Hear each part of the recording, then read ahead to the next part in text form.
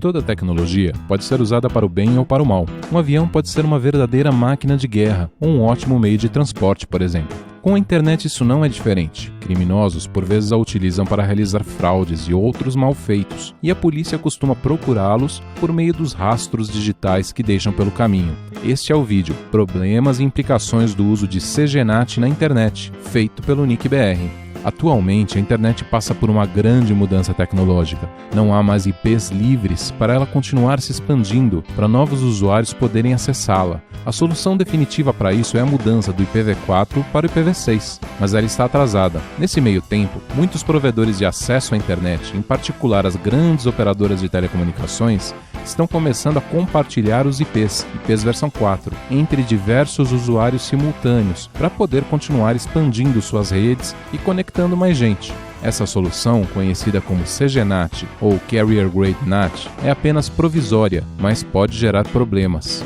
O CGNAT é como um remédio tarja preta, doce e viciante. Pode ser necessário, mas deve ser usado com cuidado e supervisão de especialistas. Com o CGNAT, serviços como troca de arquivos peer-to-peer, chamadas de voz ou vídeo sobre IP e diversos jogos online podem não funcionar. Eles precisam que os dispositivos dos usuários conversem diretamente uns com os outros na internet, mas o compartilhamento de IPs pode quebrar a conectividade fim a fim.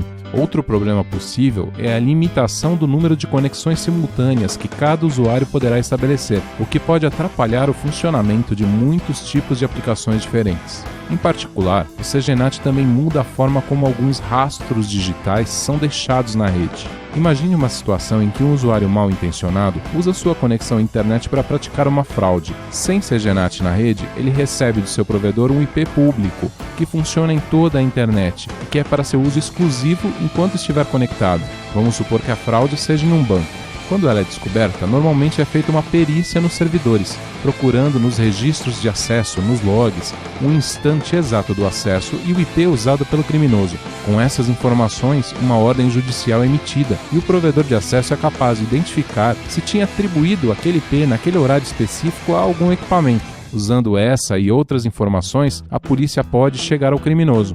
Imagine agora uma situação similar, mas onde o provedor utiliza Carrier Grade NAT. Esse mesmo provedor tem um usuário regular, bem intencionado, mas também um usuário mal intencionado. Com o compartilhamento, cada um deles recebe um IP diferente, mas esses IPs são privados de uma faixa especial só usada para CGNATs e só funcionam na rede do provedor. Quem está na internet de verdade vê um outro IP, que é o IP público que foi compartilhado. Este IP público é o mesmo para estes dois usuários e para vários outros. O usuário mal intencionado pode então acessar fraudulentamente uma conta bancária. A perícia é feita, procurando o instante exato do acesso e o IP do criminoso. A ordem judicial é emitida e o provedor de acesso tenta identificar para qual equipamento aquele IP estava designado naquele momento. Mas não consegue, porque na verdade o IP estava sendo usado por dezenas ou até centenas de usuários simultaneamente.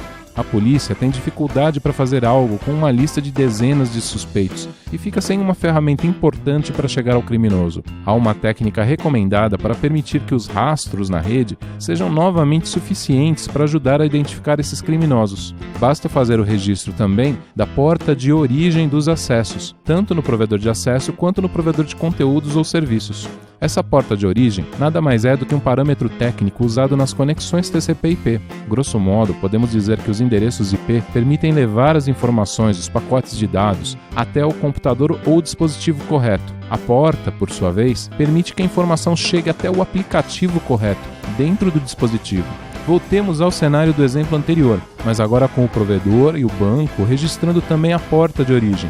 Ao realizar a perícia, é possível obter o instante de acesso, o IP e a porta de origem. A ordem judicial é emitida e o provedor de acesso, munido agora dessas três informações, é capaz novamente de identificar o equipamento relacionado com o acesso que gerou a fraude. Como na situação em que não há compartilhamento de IPs, a polícia, usando essa e outras informações, pode chegar ao criminoso. Recomenda-se aos provedores de serviços e conteúdo na internet, ao registrarem as informações de acesso de seus usuários, que armazenem, além do IP e do instante de acesso, também a porta de origem. Note que muitas vezes pode haver dificuldades, porque os equipamentos usados podem não ser capazes de guardar essa informação extra, ou porque essa mudança pode exigir também a modificação dos sistemas que tratam a informação dos registros. No endereço http://ipv6.br/log-da-porta-de-origem, há um tutorial mostrando como ativar o registro das portas de origem na configuração dos principais servidores web do mercado. Caso tenha ficado alguma dúvida sobre o funcionamento do CGNAT, assista o vídeo Técnicas de Transição IPv6 Parte 2 e entenda melhor as principais características dessa solução.